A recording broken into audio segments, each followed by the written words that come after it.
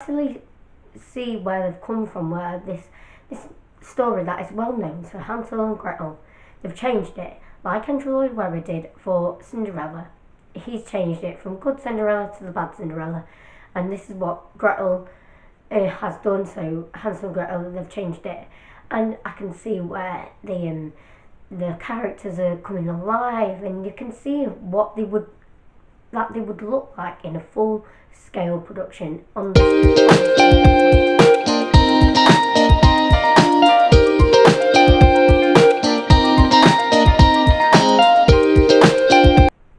Hello, welcome back to my channel. My name is Harry, and today I'll be carrying on with the theatre series, and today's musical is Gretel the Musical. But before we get into the video, please like, comment, subscribe, and also press the bell button for new video updates.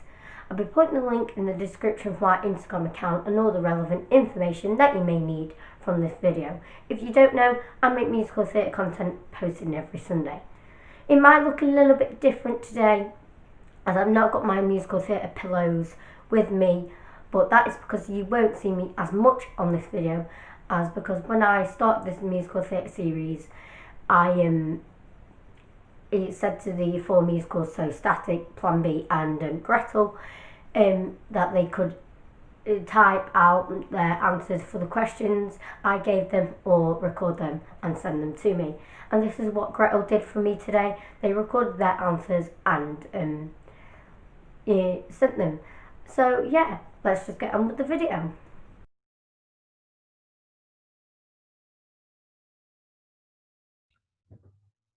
Okay. Okay, so my name's Charlie Turner, and I wrote the songs for Gretel the Musical. And my name's Warden, and I wrote the book for Gretel the Musical.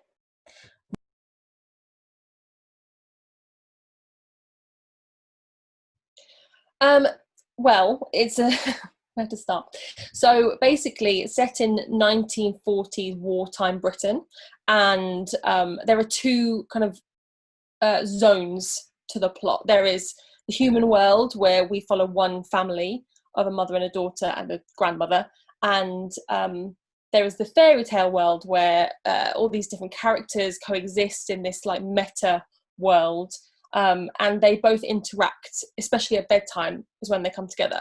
So we follow Sophie, who starts off as a child, and she owns this precious beloved book of Hansel and Gretel, and we see her kind of go through like peer pressure and whether she wants to still read books anymore. Is that a bit too babyish for her? And so we kind of see her growing up into this woman with her daughter of her own. At the same time, war breaks out in Britain and it all becomes very serious, and Sophie's childhood is taken away from her possibly a little bit too soon. So meanwhile, in the fairy tale world, this book that's been left on the shelf for years and years and years, the characters are still very much alive within it and are getting increasingly bored and frustrated with the fact that they don't get to tell their story. And Hansel and Gretel are obviously included in that. Hansel has started comfort eating the gingerbread house, the woodcutter and his wife have divorced, the fairies are running riot, the witch has gone into hibernation, and so Gretel is there kind of trying to be the peacemaker and holding everything together. And then one day she finds a dead leaf, which she has never seen before, because a magical forest doesn't die of its own accord unless it's being torched by an evil witch. And this concerns her, and she decides to look for answers. And this is where Gretel's journey comes in. And the tipping point of the story is that Gretel realizes that her story is dying because it's been neglected for so long. And so she goes on a one-woman mission to find answers, and she's pointed by the bad fairies in the direction of this Wizard of Oz type character called Jerry von Moonbeam. And he is the director of Fairywood and is in charge of everything and has been around for thousands of years and has seen many, Hansel and Gretels and Rapunzels and Robin Hoods, and he's aware of everyone. And he is apparently, according to the evil fairies, the person who can give the answers. So Gretel goes off into the forest, and all the different characters slowly realise where she's gone, and all of them have different varying degrees of delight or panic at the fact that she's gone. So they all go off after her to try and find her, and it's basically a wild goose chase to get to the finish line of getting to Jerry and finding out the real reason why the forest is slowly dying. Meanwhile, obviously in the real world, has struck Britain, and Daisy, who is Sophie's child, is being sent away to be evacuated. And she finds this storybook and is longing to take it with her, but the problem is the storybook brings back a lot of nostalgic but quite painful memories for her mother, and communications break down between them, and the heartbreak of being sent away, and it's the mother-daughter relationship trying to fix itself before the inevitable happens. And the culmination of the play musical is that these two worlds collide, and I won't give away exactly how, but they come together in a reckoning, and Gretel finally finds out the answers, if that makes any sort of sense. Yeah, I guess it kind of started with the story. Yeah, so it's kind of started with me in that I was approached to do the project, and it was supposed to be a pantomime initially for charity, and I was brought on as the script supervisor writer, and I said I'll do it, but I will want to bring in my own musical partner, who we've been friends since we were 11. So, and we've written together pretty much all that time in various respects. So I knew I wanted to work with you for this, and I wanted to make it from a pantomime using using existing music into an original musical, which at the time we didn't actually realise how much of a feat that would be. We just thought, we'll bash that out in a weekend, no worries. Well, we were given not much more than a weekend, to be honest. The first draft. I think the first draft that went on at the other palace was entitled in my inbox like Gretel first draft 1.0. So it was a very quick process. I think you wrote the first song in November 2018, and we went on in April 2019. And bear in mind, it's an over 2-hour show with, I think at the time, 16 songs. So when you look back at that, it just seems ridiculous. But inspiration-wise, I thought about the essence of pantomime and taking a story like, the classic pantomimes are Aladdin, Dick Whittington. And a lot of them are very outdated, with like outdated tropes and just a bit dull at times. So I really wanted to revigorate this story, and I chose Hansel and Gretel, to be honest, just out of a hat. Like we were thinking what could be interesting. And my writing is very women focused, and I love to talk about female narratives. And so I thought, well, what's an existing story that we could focus in on the female part of the act, which Hansel and Gretel seemed perfect for that.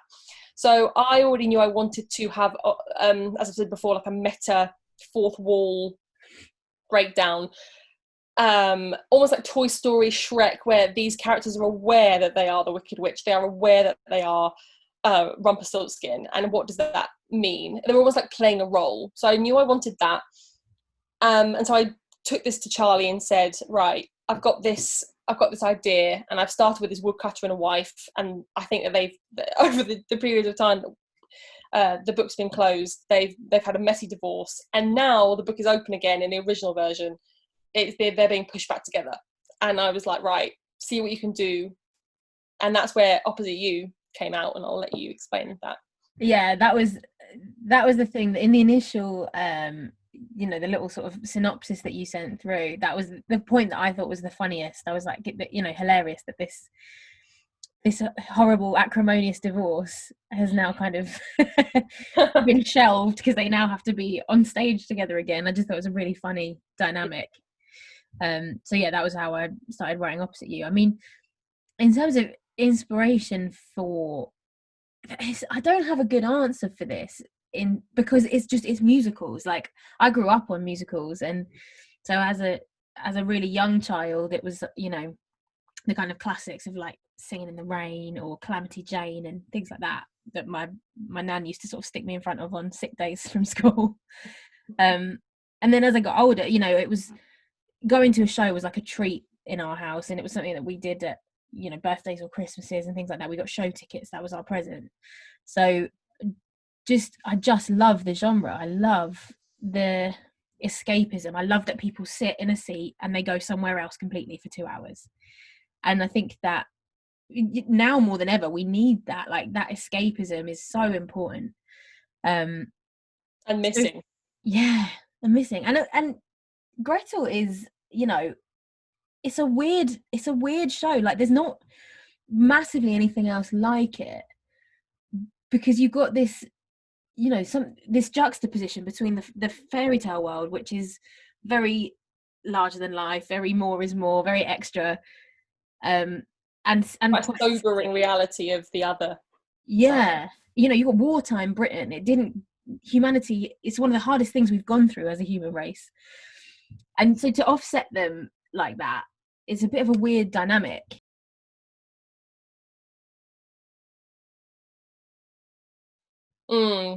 Well, we've spoken about this a lot. It's a tough one. I think we should know this straight away, to be honest. I think that there was a quote from someone that said Gretel, our musical is giving the protagonist little girls have what they deserve or have wanted for a long time. And you know what? I do agree with that to an extent, but also I think it's just people can identify with the characters. It's nostalgia. It's kind of those story, but most of us who will go and see this show have read at some point Hansel and Gretel, whether it's to your own children or as a child yourself. So I think that nostalgia plays a huge part in the show. Also, the theme of parenthood as well, with Sophie and Daisy, and the agony of like arguing whether you should send your child away for better or worse, or keep them with you. Parenthood as well, because you've got the two sides of parenthood. You've got the sort of real hardship of it in the real world, and then in the fairy tale world you've got the kind of, you know, between the woodcutter and Gretel and the woodcutter's wife and Hansel, there's weird familial dynamics, isn't there? There's just a really really silly kind of side of it. Yeah, and I think that everyone can relate to that. I'm hesitant to call it, you know, like Six is very much girl power. Yes, let's smash the patriarchy. That's really not what this show is. Yes, it gives a really healthy protagonist that a lot of young women would really enjoy. A lot of young men would enjoy. A lot of these characters could be completely non-binary, so it's because they're fairy tale characters. So there's not really the main goal, although I do think that it does factor in. I really like the fact that it's focusing on a female narrative, but the narrative isn't inherently female. It's not a female story. It's just showing a really healthy version of a young girl who's been archetyped as this double act, actually just picking up and going with her own heart. So in that respect, yes, it is a female narrative, but it's just it could be for families, it can be for anyone really. It does have that pantomime element of humor that will go over many children's heads, but really stick with the adults, which I think we've really enjoyed doing that. That sort of Disney kind of cheeky. Yeah, exactly. So yeah, I think that's probably the answer to that. I think, and the oldest was 80. So, and I think across the board there was something for everyone. Whether it's not, you know, that's not our answer, but there is something for everyone. I think that's what you were saying. Going to the theatre, it's inherently something that you can pass down for generations. There's stories to be retold and retold. For example, you know, Les Mis has been around for 30 years. Your grandmother would have seen it, your mother would have seen it, you would have seen it. And it's the same with Gretel, and it's a very, very big theme of passing down stories from generations to generations, and what happens when that story starts to disappear. And so and losing that connection, and I think that's relevant now. You know, family doesn't look the same as it did in wartime. So it's an interesting thing to explore. And I think the other thing that I really like about this show is its potential for diversity. Like, you know, like you say, because half of the cast belongs to this fairy tale world, it's just a completely open playing field. You know, a casting director can have a field day with it, to be honest, because and it's a really good opportunity to bring in a more diverse cast. There's really no excuse to kind of have a completely white cast at all. So that's really exciting, and I hope that we get to play with that more as the show progresses. And also, you know, with gender, there's really there are your traditional tropes of that Hansel would be male, Gretel would be female, but really I think that we have a mission statement to this show is literally for everyone. So we wanted to reflect the world that is watching it. So that's really exciting for us, I think. I'm really looking forward to that in the future. Yeah. Well, I think that kind of rounds up the questions that we were asked. We've kind of explained about our relationship. We've kind of explained. Yeah. Well, I think that kind of rounds up the questions that we were asked. We've kind of explained about our relationship. We've kind of explained the key points of the show. So, last one then. Do you have a favourite song? Oh, it's not there, but I'm adding it. Okay, right. Well, it's unfair that you've asked me that, because every time I'm like, oh my god, this is my favourite one. I think if I gun to my hang on, I'm gonna have to get the list up because it's. Oh, she can't remember this. I can, but there's new ones. Hang on, because there's new ones. Hang on. There are new ones. That's true. Can I? Okay. If I had to, gun to my head, only listen to one song now, it would be "Girls Gotta Go." I feel as if that's probably the big anthem that you just. There's so many, but I think that is definitely the one that I just love listening to. Yeah. But my favourite new one is "Places Please." Is it? Yeah. Interesting. Yeah, I think so. Also "In Her Arms," but then I'm done. Okay. "In Her Arms" is the one that I love the most, but "Girls Gotta Go" is a banger. It is a banger, yeah. And I think, but like, you know, in the run that we had last year at the Other Palace, it was one of the funniest points in the show. I mean, we had Gregor Duncan and Rebecca Lauren as the woodcutter and the wife, and they were both just hilarious, weren't they? They just nailed the performance of it. Oh, I tell you, I mean, Gloria is fun to play, I'm sure. Yeah. But Gail, really, the woodcutter's wife, she has some fantastic moments, especially in the new one.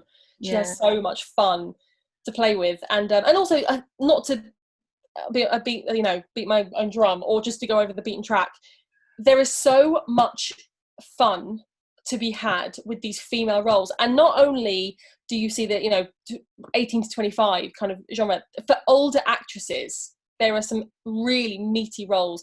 Gloria, the Wicked Witch, Gail, the woodcutter's wife, even Jerry Von Moonbeam can be anyone, these older characters that have so much more depth. Sophie as well. Sophie, yeah. She's not, she's not in the 18 to 25 playing age at all. No, not by any stretch. And yeah, I think that was really, because in the musical theatre industry, at the moment, you go past 35 and you're basically retired.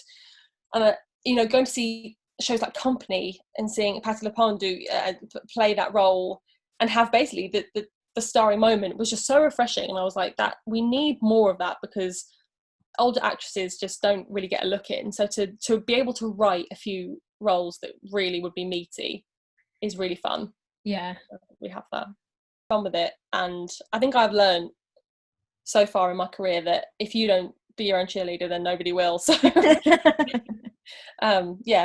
we have a lot of fun with it, and we're really excited about its future. I think that it would have had a different trajectory had the pandemic not happened, but we can't dwell on that too much. Doesn't matter. But we are both still very much positive that in the coming years we will see this show in particular, hopefully going from strength to strength, but also just some more writing from female musical theatre writers. It can seem like an old boys club sometimes, but we're honoured to be able to kind of feed to that conversation. So yeah. It's not the last you'll hear of us. Well, no, hopefully not. Wash your hands. That's it. Cool. Thank you so much for doing this. Thank you for having us, Harry. Yes, thank you, Harry. Any questions, just let us know. We'll do other stuff. Yeah, for you if you need. And if we had merch, we send it to you, but we don't yet. If we had tickets, we'd give you. Yeah, if we had tickets. Well, we have tickets, but no longer. Right. Thank you. Thank you, and good night. Good night. This is Girls Gotta Go from Gretel the Musical.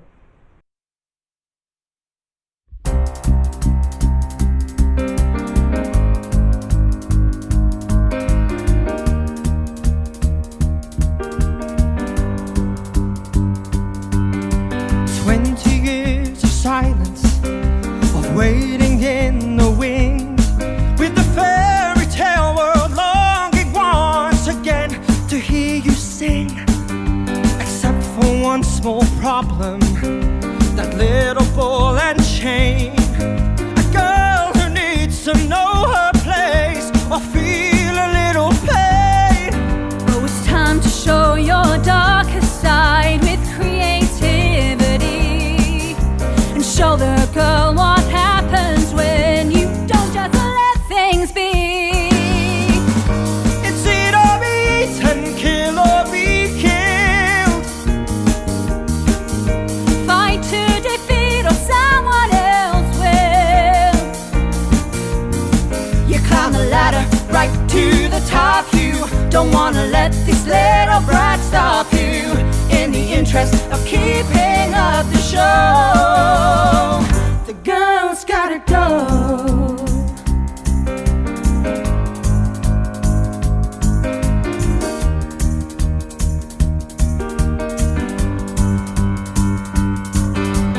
Gretel wants your glory, your fortune and your fame. That sounds a perfect reason to mangle and to maim. A little blood and violence to crush and pulverize. Just think of all the fun you'll have planning her demise. Oh, it's time to get my message understood across this land. They'll be swimming with the fishes if they challenge my command. It's eat or eat and kill or be killed. Fight to defeat or someone else will. You climb the ladder right to the top. You don't wanna let this little brat stop you, in the interest of keeping up the show. The girl's gotta go. I am the reasonable woman, and only a little inhumane. So if someone does things they shouldn't, seems a perfect reason to blow it out the brain. Go, go, go. The girl's gotta go.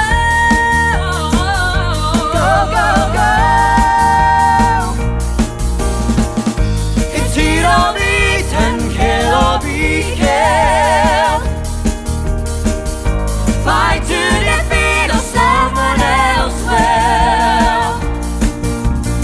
You climb the ladder right to the top. You don't wanna let this little brat stop you, in the interest of keeping up the show. Girl's gotta go.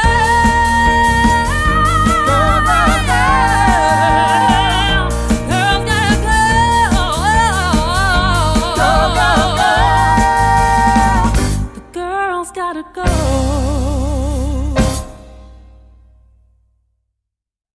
That was Girls Gotta Go from Gretel the musical. I can actually see the creativity in the story. I can see the creativity in the inspiration. I can see the connection through the writers who Charlie and Liv. I can see where they're coming from, from the war. I can see where they're coming from, the inspiration through the book that is well known, so Hansel and Gretel, and they've changed it and they've mixed it up and to change it into a new fresh idea. I can actually see where they've come from, where this story that is well known, so Hansel and Gretel, they've changed it like Andrew Lloyd Webber did for Cinderella. He's changed it from good Cinderella to the bad Cinderella, and this is what Gretel has done, so Hansel and Gretel, they've changed it.